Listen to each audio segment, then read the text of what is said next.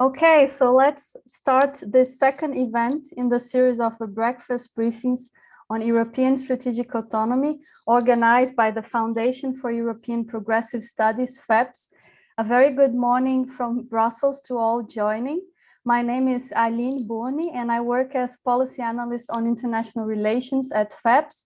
And I'm very pleased to moderate today's session, focusing on the dimension of economy and trade, one of the building blocks of our flagship research project on European strategic autonomy. So very briefly about this project, it has been undertaken by FEPS since last year, 2021, in collaboration with the Brussels office of the Friedrich Ebert Stiftung and the Fondation Jean Jaurès, to whom I thank very much for their collaboration and partnership. The ESA project investigates the meaning of the concept of European strategic autonomy and also promotes debates on how the European Union can more effectively become strategic, not only in the security and defense dimension, but also on economy and trade, which we are covering today, and the digital and technological dimension as well. And this topic will be covered in tomorrow's session, to which you are all invited. So in total, this project has already published 7 policy briefs written by renowned experts in their respective fields, and you can check all the publications on the FEPS website. And today we are going to launch 2 brand new publications in the dimension of economy and trade, and you can already find one paper on this dimension by Sebastian Julien and Jonathan Hackenbroch on European industrial policy. And today we are launching very timely papers that also connect to the discussion on economic sovereignty and the energy crisis as a result of the war in Ukraine and the respective sanctions. And the papers contribute to this debate on how the economic power of the EU can also contribute to its strategic autonomy. And in the context of the war of Ukraine, this is particularly timely discussion because strategic autonomy also refers to this long-term forgotten concept of European sovereignty that we will explore in today's session, and how the EU can defend itself from risks of being economically dependent on other countries, and notably in some areas such as energy exports. So for this discussion, we are very delighted to have today Dr. Elina Ribakova presenting her paper entitled Countering Economic Coercion: How Can the European Union Succeed? Elina Ribakova is a deputy chief economist at the Institute of International Finance, and her research focuses on global markets, economic statecraft, and economic sovereignty. She has previously worked as a research fellow at Bruegel and the LSE, and she also held senior level roles in economic research at a diverse set of financial institutions, most recently with the Deutsche Bank in London. Before that, she also spent 9 years working for the IMF. And we are also very happy, and I thank her for being here today, to have MEP Kathleen Von Brampt. She's a member of the European Parliament from the Belgian Socialist Party, and she's the chair of the Special Committee on the COVID-19 Pandemic, Lessons Learned and Recommendations for the Future. Ms. Von Brampt is an active member of key parliamentary committees and delegations for EU policies on trade. And to name just a few, she's a member of the Committee on International Trade and a member of the Delegation for Relations with the Mercosur. So thank you both for being here today.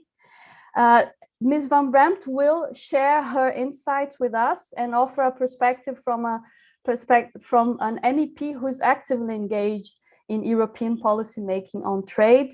So we will start with a brief input from Ribakova, and then we will have some remarks by MEP Von Brampt. And after that, I will open the floor for questions.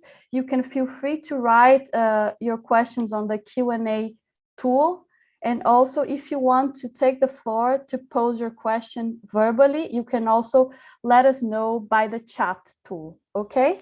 So a very warm welcome to all. And let's start with Elina Ribakova's presentation. The floor is yours.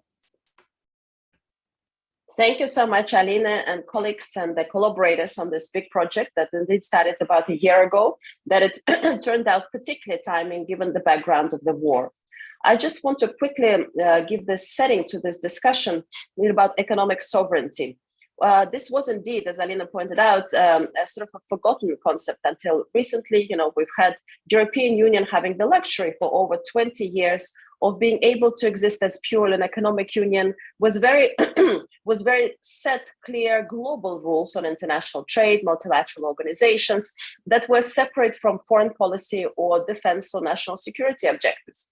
Of course, that has started changing already with the trade wars between the US and China. But this is not the only sort of background that we have. China's entry into the WTO, while preserving its status as the preferred country, or sort of the special status. This was one of the grievances that was already brought before even Trump administration. At the same time, Russia's sort of increased integration with Europe, which at the time thought was a good idea in order to promote better trade integration and therefore minimize potential conflicts, also created strategic dependencies in Europe that opened it up to vulnerabilities. So why is economic sovereignty such an interesting and also controversial concept? Well, I think it's because it's a multidisciplinary approach. And myself, being in economics, I sort of learning by doing. I'm sort of educating myself in this concept because I think it's incredibly important, because Europe can no longer exist in this world where we separate economics from national security, from foreign policy and other objectives. And you also see a similar trend in many big and small countries around the world. So how can we possibly define economic sovereignty? Well, we could think about it as ability to set rules for economic life without infringing on others, maybe negotiating on an equal footing with global partners, imposing EU rules on agents that are participating in European markets, or also setting economic standards and regulations, or contributing to the economic standards and regulations for the rest of the world. So we define it as a very sort of a broad, comfortable concept for the EU. Of course, other countries might have different objectives that may be opposed to what European Union would like to see. And I think here, indeed, we need to bring up institutions in Europe up to speed in order to be able to confront this global ways of economic coercion. So with that background, maybe let's step back and also think what has happened since February 24th this year, and use that as one of the examples. As you all know, Russia attacked Ukraine on the 24th of February. Ukraine is a country that is very close to European Union. And what it seems like from our analysis, that it's likely to be a war that is going to extend for months, if not years. I think some people thought that it might be able to have a sort of a swift resolution of the conflict. Unfortunately, it is not the case. And the countries against the war of Russia imposed quickly economic sanctions on Russia in the hope that it will weaken Russia's ability to wage the war. The fact that the countries could come together so quickly within the European Union, but also in the transatlantic partnership, as well as many other countries that are against the war, it shows the sign that European Union is capable of acting as a united power, not as a fragmented power, and capable to responding to geopolitical challenges when there is a sense of emergency. And I think this is an incredibly important point to remember, that especially when we criticize European Union's ability to come together, how swiftly EU reacted, and also let's not forget that for those measures to be adopted, European Union needs to have a unanimous decision-making for sanctions. So again, it was very difficult, but nonetheless, it came together very quickly in close coordination with international partners, which shows that European Union can indeed act as a united power in a sense of emergency. So with this sanctions in background, we've imposed first and foremost financial sanctions, but also moved into trade sanctions with export controls. Russia's ability to wage the war is indeed weakened, but we shouldn't forget that this is not the same adversary that might be Iran or North Korea at different times, or Venezuela. Russia still is a much more significant player in the global markets, where the ability of Russia to respond to sanctions is also there, particularly via energy markets. Here, European Union is exposed by strategic dependencies on Russia. And the EU has already done a lot of work, flashing out their strategic dependencies in energy markets, in technology, in rare earth materials. So here we have an example where EU depends on a significant share of oil, but particularly gas imports from Russia. Here we have the different points of leverage. The EU might have better leverage in oil, vis-a-vis Russia, because Russia derives more revenues and the balance of payments inflows from oil, while EU could potentially find easier alternatives. While in gas, given the current gas infrastructure, the ability of the EU to divert quickly from Russia is challenging for the next couple of years. And here in gas, Russia potentially has better leverage than the EU in terms of the counter sanctions. So here, I think it's a great example of sort of discussing our paper in terms of the specific progress that the EU can make moving forward. So EU has demonstrated that it can react to external sort of example of economic coercion swiftly and in a coordinated fashion. It almost has moved beyond what its current institutional framework allows.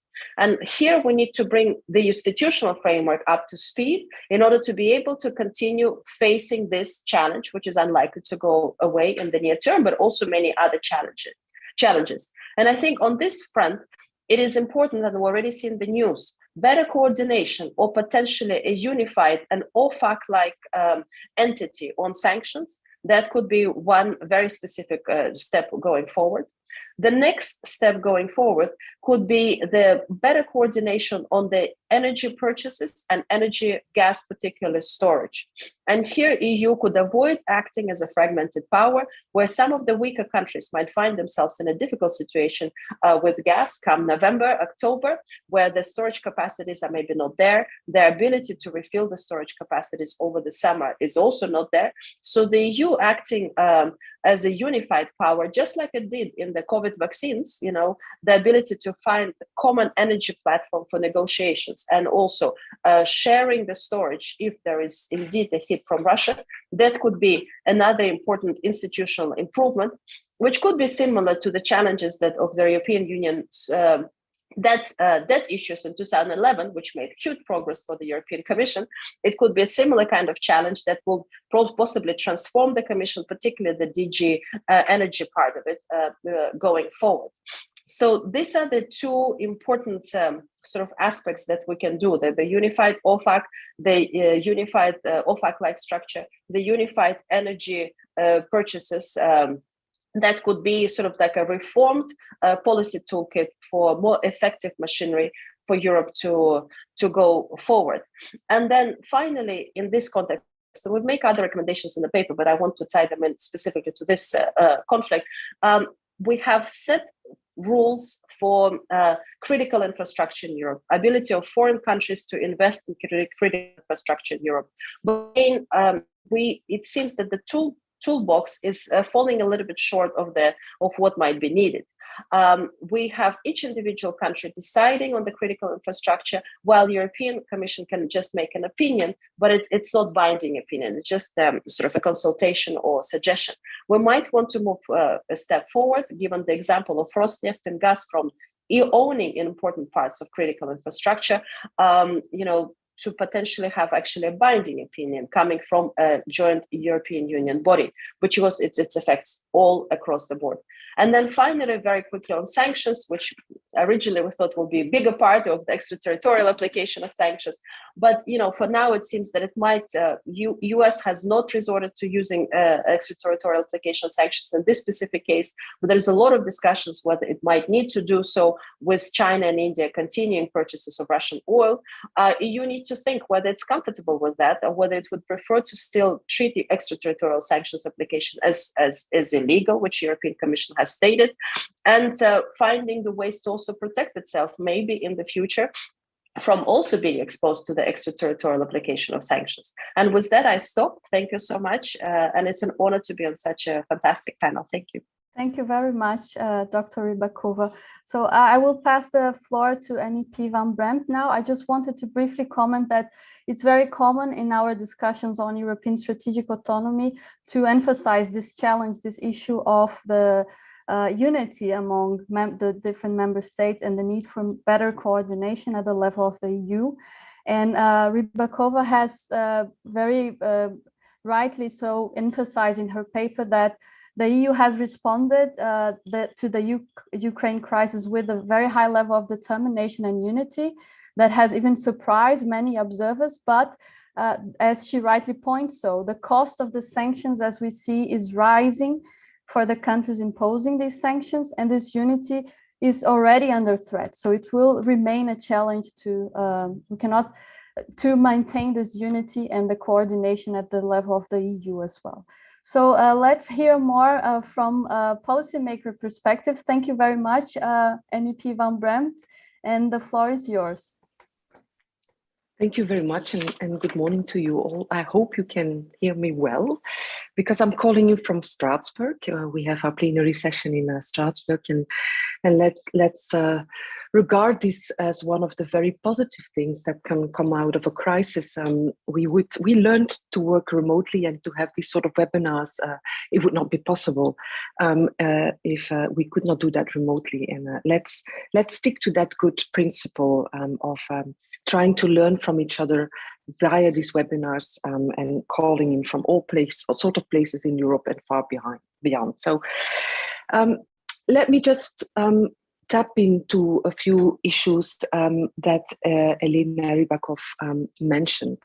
Let me first say that I absolutely agree when she says we need a multidisciplinary approach, and it's always very encouraging when you listen a very intelligent academic saying that she's still learning, and that's what politicians need to do as well. We live in such a challenging world these days, and can I say in my political career, I can only mention that we envisaged crisis after crisis, and with every crisis, we think we sort of had the maximum of crises. We thought that with the financial crisis, when we more or less thought the banking system would collapse completely, or with the migration crisis, with the pandemic, and now with the war at European soil. So I think that we need to try to use the lessons learned as much as possible. But because what we can see in discussing strategic autonomy, or getting rid of the dependence with Russia, or our problems with China, and of course all the challenges with regard to climate change, the things are very much connected. And the good news, there's good and bad news, but the good news is that solutions are also connected to one another. So a multidisciplinary approach, I think that is key. Myself, I've been in my political life mainly engaged in climate, and I changed my portfolio in the European Parliament this legislature to international trade, because I firmly believed, and I still believe, that you cannot have just trade, and that was before the pandemic and before the war, that we needed to change our narrative on trade. Trade is a very important portfolio of the European Union. It's a really hard competence of Europe, and it's maybe the most important competence that we have today when we look to our foreign policy from a European perspective.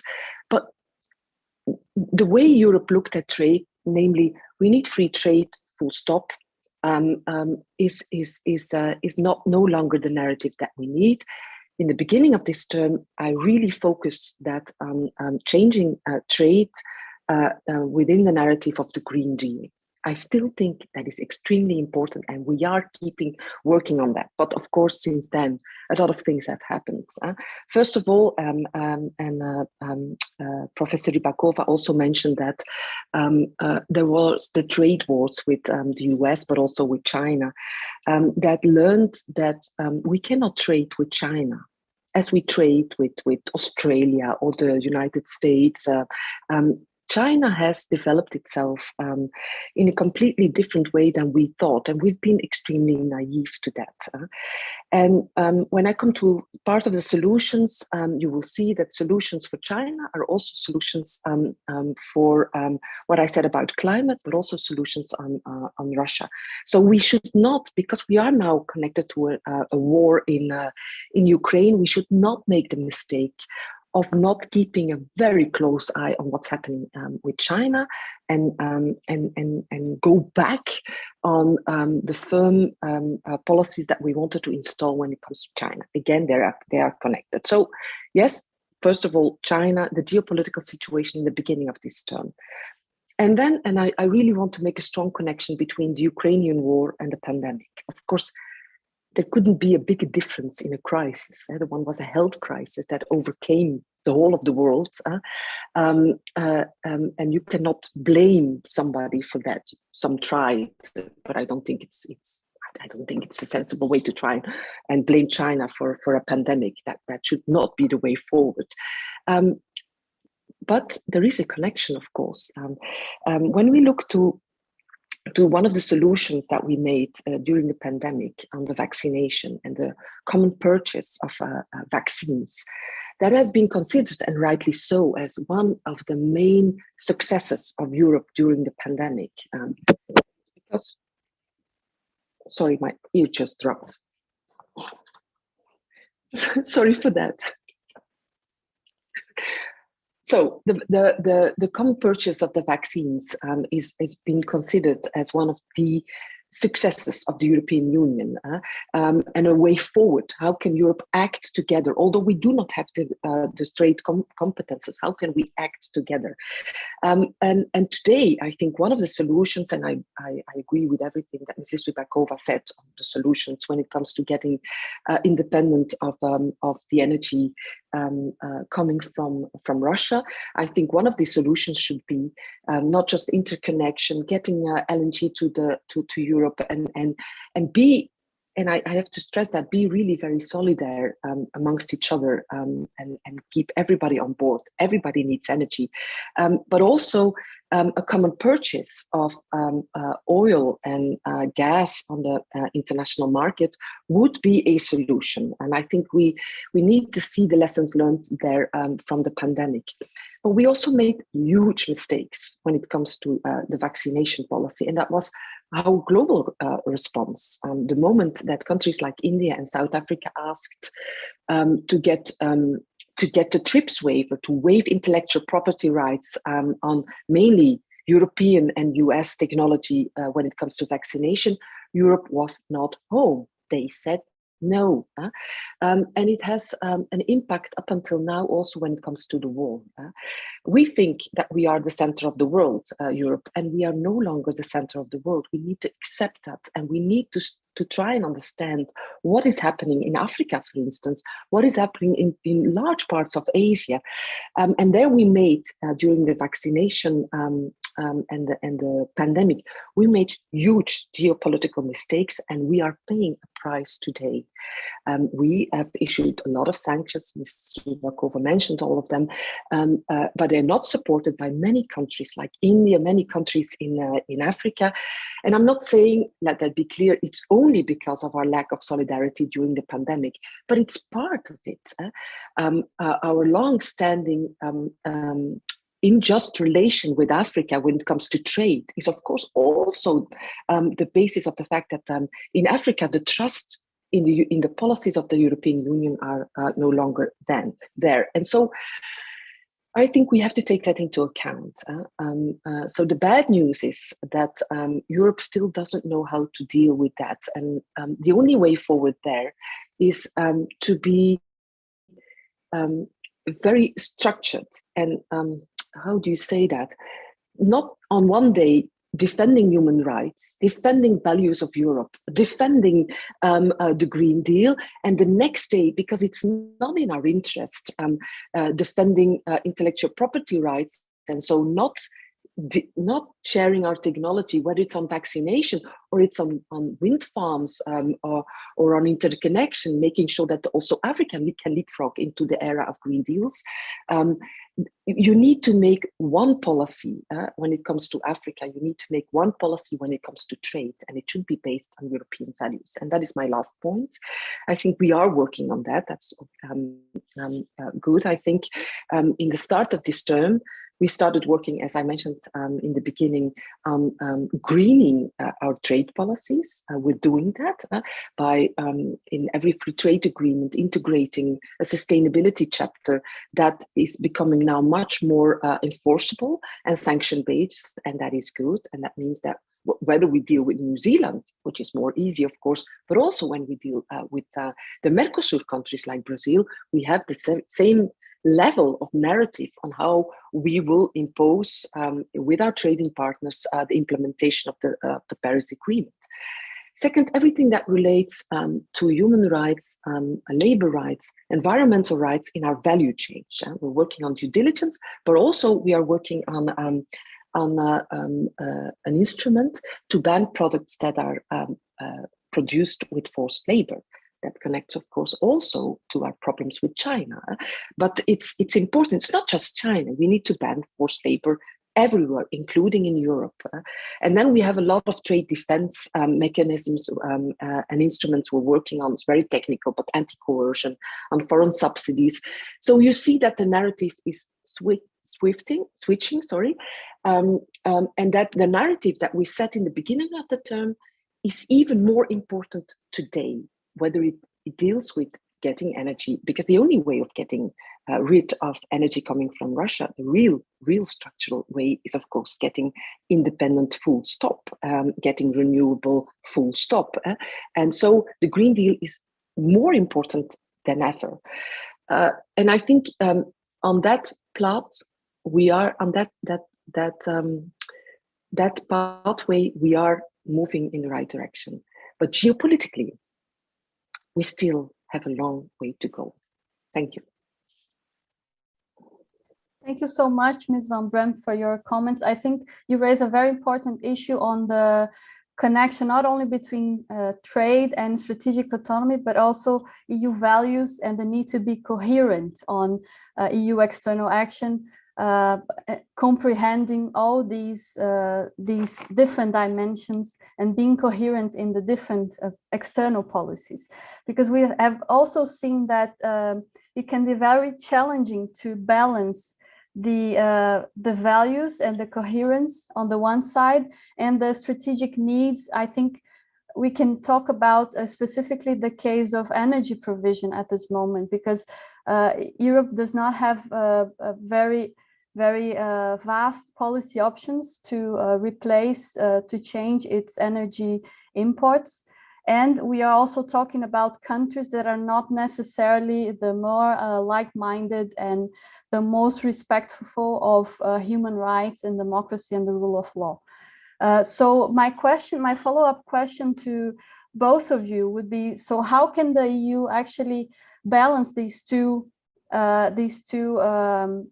questions, these two issues, the values and the coherence in external policy, the solidarity with Africa, Latin America, countries in Asia that are also suffering from energy crisis and food security, and at the same time fulfill its interests and needs in terms of energy and food security, for instance, but not falling into the trap of becoming even more dependent of other countries that are not respectful of EU values. Elina, Ribakova, would you like to go first? I will start, and I'm really happy with what Ms. Van Brampt commented about sort of the long, sort of nurturing the long-standing relationships with our European partners and no longer thinking that we are at the center of the world. EU is a very important market, is an extremely important power, is also a market that cares about values and is important in value setting globally. For example, the Green Deal is one such example. But at the same time, as we have seen particularly during the migration crisis, and also what Kathleen mentioned during the COVID crisis, the way we treated some of our international partners it goes against some of these values. And I think particularly the migration crisis and Africa is an important example where we need to invest into the long-term strategic relationships. across the range of actors, not only into our transatlantic strategic relationship, but it's also in others. We want to avoid the situation, and this is exactly what Russia would like to put the rest of the world in, where there's a Cold War between two blocks of countries, and then there is the third block. And then the third block is sort of in Russia's mentality, or sort of a Soviet mentality, is up for grabs. And then whoever can sort of provide the opportunity at that specific moment that it just suits their specific needs to manipulate those countries to join their bloc, that's how it works. I think EU cannot repeat those Cold War mentality, neither has any desire to do so. And I think this is something that it's not going to happen overnight. But we need to invest into those relationships with countries that share the values, or we might have to have maybe potentially just more sort of trade-focused relationships and then nurture the value over time understandings. Thank you. Ms. Von Brampt, would you like to follow up? Yes, thank you. I completely agree, and I also want to stress that I'm not in favor of that Cold War war that we're fighting again. I think it's not helping anybody, and I don't think it's good to try and divide the world in two blocks. Although factually we see that on the one hand you have the Western societies based on democracy, rule of law, and we hoped, I think, in the beginning of this century, we all thought and hoped that the world would move in that direction, that there would be more countries with democracies and rule of law, that we would get more countries moving in wealth and getting more and more people out of poverty. Today, the results are not in that direction. So we really have to think these issues through. And of course, as I said, I strongly believe that our policies should be based on these European values, but not in the way that we try to learn the lessons to all these other countries. We need to do that in partnership. And again, I want to stress how important our relation with Africa is there. We really need to wipe out you cannot wipe out history, but wipe out the way we used our policies in the past. And it can only happen when we are coherent and consistent in these values, which we are not today. As I mentioned, during the pandemic, we did completely the opposite. When it comes to trade, we are still doing the opposite at certain levels. When it comes to migration, we are doing the opposite. If you just recently look what happened at the borders of Spain, this is not the Europe we want to be. So that needs reflection. So coherence and consistency is key. And you mentioned the food crisis. Of course, that is extremely important. We are suffering from our own sanctions. We are suffering economically, inflation. People are suffering in Europe. A lot of more and more households are getting into a lot of problems, and we need to address that. But we need to also be very much aware that we are not suffering as much as a lot of other countries who are not part of this war, and who, well, for them the war is, they don't care, in the sense they have so much more problems than that. And the impact, both of the pandemic as from the war in Ukraine, the impact so much larger on a lot of African and Asian countries when it comes to food insecurity, and we need to be really very much aware of that. So we cannot, and that makes the exercise really very difficult. Of course, we look in Europe to Ukraine and what's happening there, and rightly so, and we need to really be very helpful, and I mean that also in sending weapons. Although I'm a little bit afraid of all the budgets that now go to weaponizing our relations with a lot of countries like Ukraine. But we need to do that. But we cannot just concentrate on that issue. We need to look much broader. And if you want to be a geopolitical European Union, which we need to be, then you need to connect what is happening in Ukraine with the rest of the world. And again, be coherent and consistent in our policies. Otherwise, it will never work. Thank you, Ms. Von Brampt. Elina Ribakova, I would like to follow up on the concept of economic sovereignty, because I think it's very important that we have it clearly defined as well, because it's very different from nationalism and economic protectionism, right? So first, I think it has been very clear that it was very important for the EU to count on the engagement and the commitment of the US as well to make these sanctions on Russia work. They are an indispensable partner when it comes to this issue. And I think that it could be questionable if it would be the case if, for instance, Trump would still be in the White House. The thing is that we don't know what's going to happen after Biden, and Trump is still quite strong in the Republican Party, and we will see with the midterms in November the strength of his line in the party and what we could expect eventually for and after Biden. So my question to you is, could you clarify a bit more the difference between economic sovereignty and protectionism, and also how can the EU get better prepared in case we don't have a favorable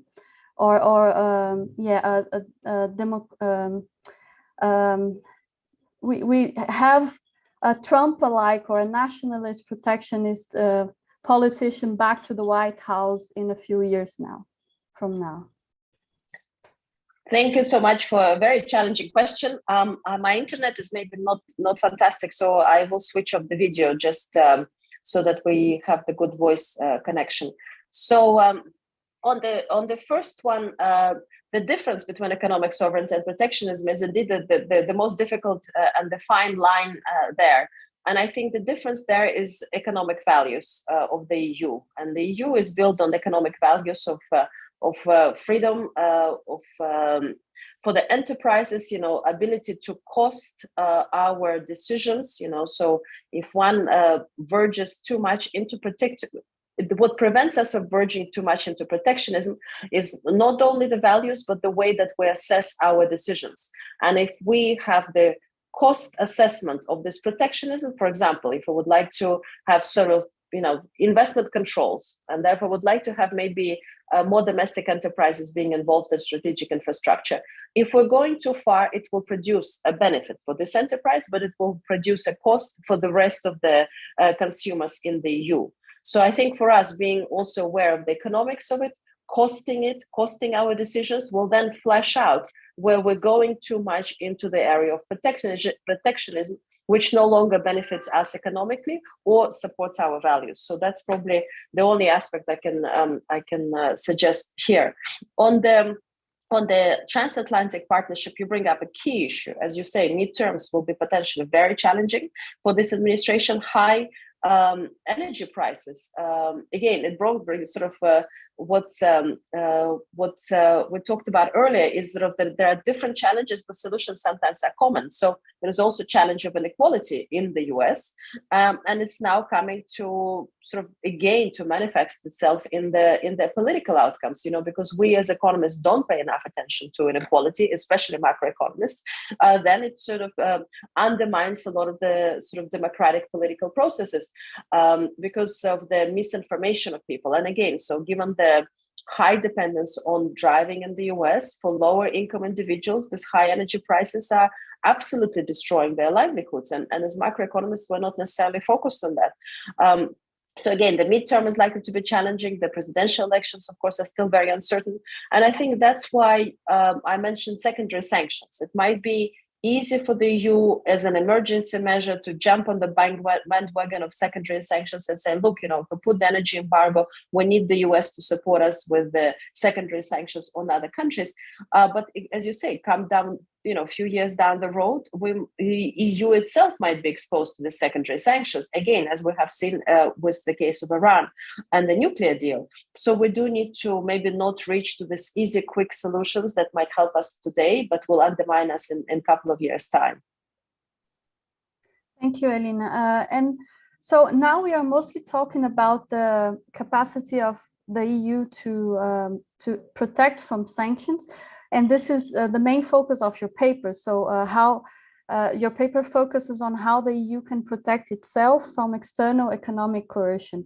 But my question is, what about the ability of the EU to impose sanctions or the other economic coercion on others? Does it also relate to the concept of strategic autonomy? I think absolutely. This helps EU protect its values and also respond to the economic coercion. And as you have seen, the European Union has done a lot of work on the policy tool to protect against coercion, although some measures I think there might be now rethought. You know, at the time, for example, common OFAC was considered as not practical, but now given this emergency and learning by doing, the EU is now thinking, actually, maybe we do want to have a common OFAC. I think one other area that this crisis is helping us understand better, that maybe unanimous voting on sanctions might also not be the best way forward. I think that's something that we need to think about. And then finally, sort of a mechanism for burden sharing. Even if we do preserve unanimous voting, different countries in the EU are not exposed in the same way to the way we impose sanctions, depending on the country. So there has to be some sort of burden sharing mechanism within the EU to help these countries adjust more formally. Thank you. Yes. Ms. Von Brampt, since you have, first I just wanted to encourage the audience to also ask questions, pose your questions on the Q&A tool and also on the chat if you'd like to do so. You're very much invited. So Ms. Von Brampt, I'd like to follow up on you on the question of COVID. My question is, do you think that the pandemic had already put on the EU agenda this concern with strategic autonomy as being also related to the economic dimension? Because there were questions on acquisition for health equipment and also the question of the vaccines. So now it's very much evident with the energy crisis that the EU needs to rethink its economic dependency on certain countries. But I would like to hear from you if it was also the case before the war because of the pandemic. Did the pandemic also raise this awareness at the EU?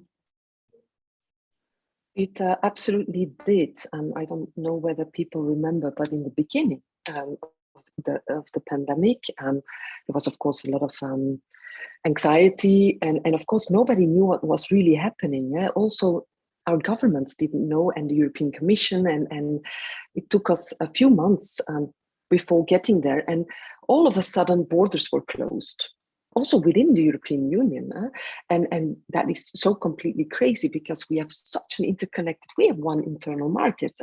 Borders in Europe, whether it's about people moving from one country to another, but also our products, we should never, ever again close borders. And there the Commission played, I think, a very active and swift role in telling the member states that was unacceptable, that trade within Europe needs to continue floating. There we had competences, but of course there was also a lot of disruption in our international value chains, and it disrupted everything. First of all, we had all the problems with protective materials. People do remember for sure that we didn't have any masks or hardly any masks. And normally they would have come from China or other places. Yes, that makes that thinking about value chains is really very important. And to connect to also what Elina said, I do not believe in protectionism, not to solve a pandemic, nor to solve our problems with China and Russia. And I don't think we need to stay an open economy. And even when it comes to energy, we always will have dependencies with other parts of the world. We cannot become 100% energy independent, I guess, and maybe in 100 years' time, but not even by 2050. But the problem today is that we are dependent from only a few countries, and that these few countries mainly are autocratic regimes, and we now know what sort of effect that can have. And so thinking about energy, one of the things that has a solution, first of all, our own energy solutions, renewable, but hydrogen is a solution. And I come to Africa again, because as I said in the beginning, the good news is if we look for solutions, the connection between the Green Deal and strategic autonomy and geopolitical thinking is there. You can have a winning situation with a lot of African countries making hydrogen in Namibia, for instance, or Morocco, for instance, and make sure that we're not connected to one or two countries, but a lot of countries, but also make sure that these countries can benefit of that energy revolution, both in the revenues they can get, but also let's not make the mistake again by just pooling the resources only to Europe, but share these resources and share technologies. So yes, we are having a lot of discussions here in the European Parliament about nearshoring, friendshoring. Friendshoring especially is a little bit a strange concept, but nearshoring, again, with countries like with Africa or in the Balkan, or that has, I think, both from a climate perspective as from a perspective of making sure that the countries very nearby us can benefit immediately from the economic progress within the Green Deal, for instance. So the good news is that if we look to these coherent solutions that we need to take, we can tackle the multiple crises together. Thank you, Ms. Von Brampt. I think since you've also mentioned the importance of working with partners and in the immediate neighborhood as well, and since you are a member of the delegation for the Mercosur agreement, I'm curious to hear about your perspectives for the EU-Mercosur agreement, given that I would say that Latin America is an important strategic partner for the EU in terms of realizing its green agenda abroad. And at the same time, it seems that there are more favorable perspectives in the region with the recent elections, and the region is turning more to the left, and particularly considering that one of the main impediments for the development of the EU and the implementation of the EU-Mercosur agreement has been the environmental policies of some governments, notably Brazil, and this has blocked the EU to go forward with the ratification. So my question to you is what is your perspective for the EU-Mercosur agreement now with these possible new developments in the political environment in the region?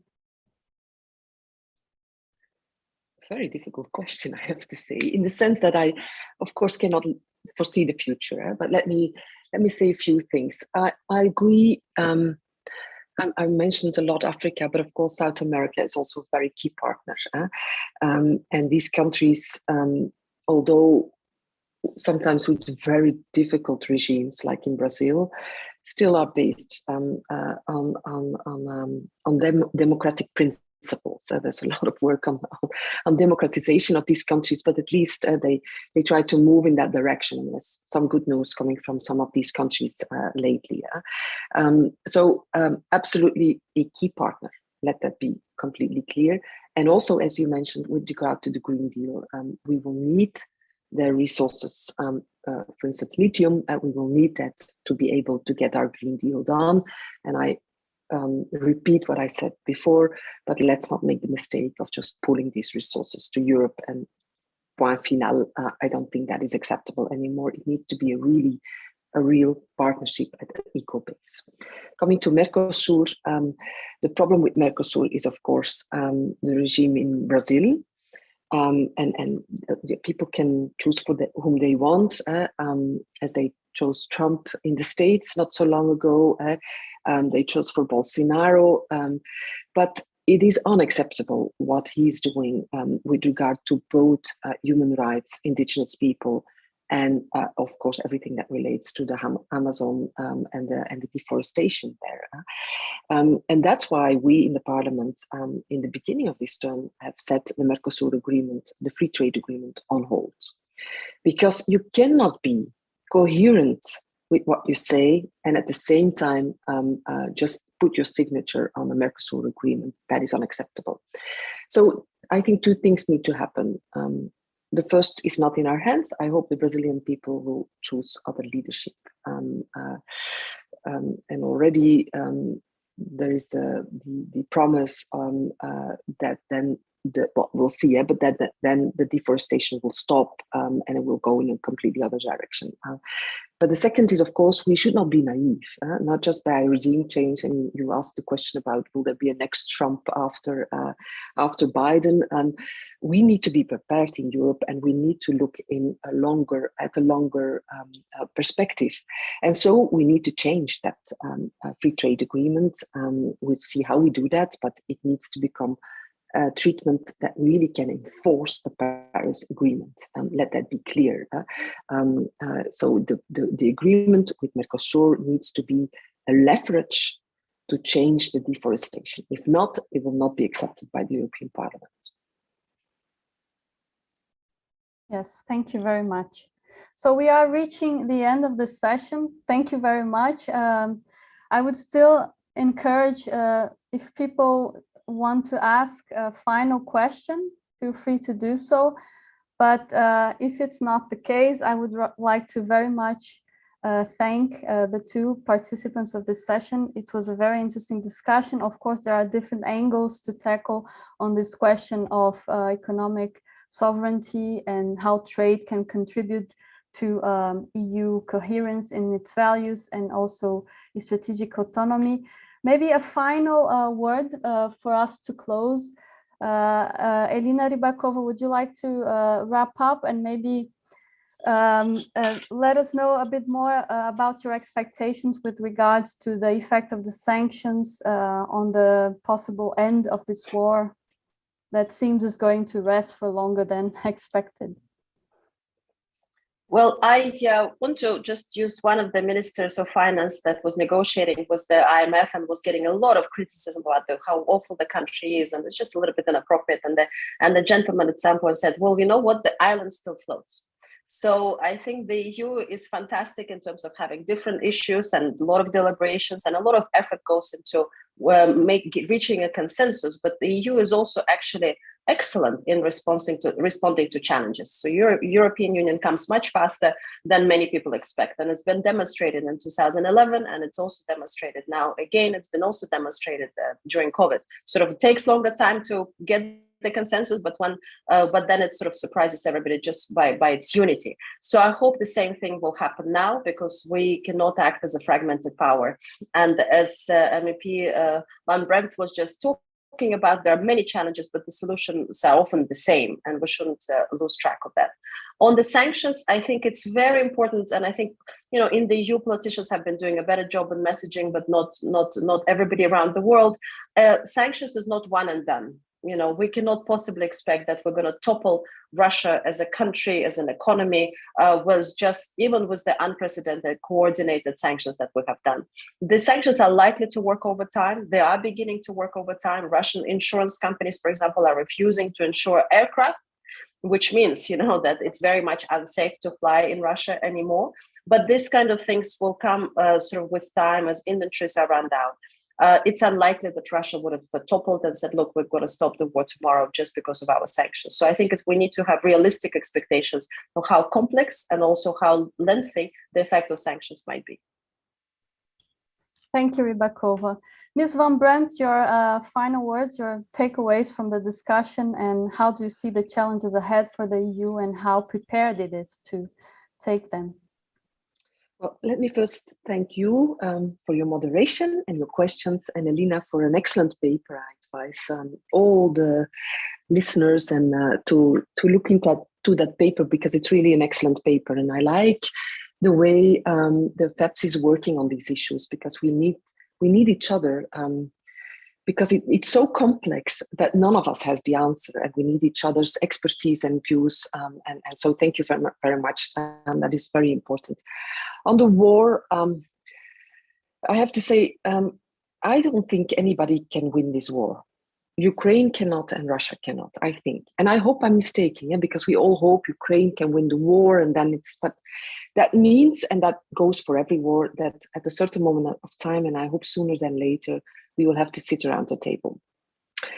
And we have to find a solution. And in finding that solution, we have to think about our future security, but also economic architecture with regard to not only Ukraine and whether or not they will come to the European Union, but also when it comes to Russia.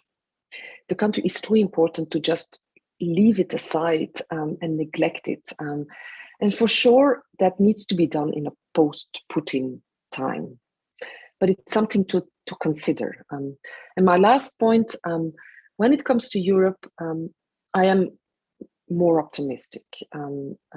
I have envisaged in my political career a lot of moments when there was a lot of questions about Europe, and will it even last as a political union and as a political project? These questions on the side was still some extreme groups and political groups that think they need to break down Europe. But I think not only politicians, but a lot of people in public opinion, they should not love the European Union, but they know how necessary it is. And all the crises we have envisaged, we will need Europe to find a solution. None of our member states, not even Germany being one of the biggest and economically most important, will be able to find these solutions. It will be European solutions. Thank you very much. Very important note to end this session. I thank you both for your very engaged participation and important insights. I would like to encourage everyone to read Elina Ribakova's paper. It's online now, and you will also find another paper that we just launched on leveraging trade policy for EU strategic autonomy by Elvira Fabri. And we posted the links on the chat. You will find them there. And thank you very much for the panelists, for the very important insights and discussion. And thank you all to those who participated today. Tomorrow we will have a new session, same time, same place, on digital and technology. And you're also all invited to join. Thank you very much. And I wish you a great day.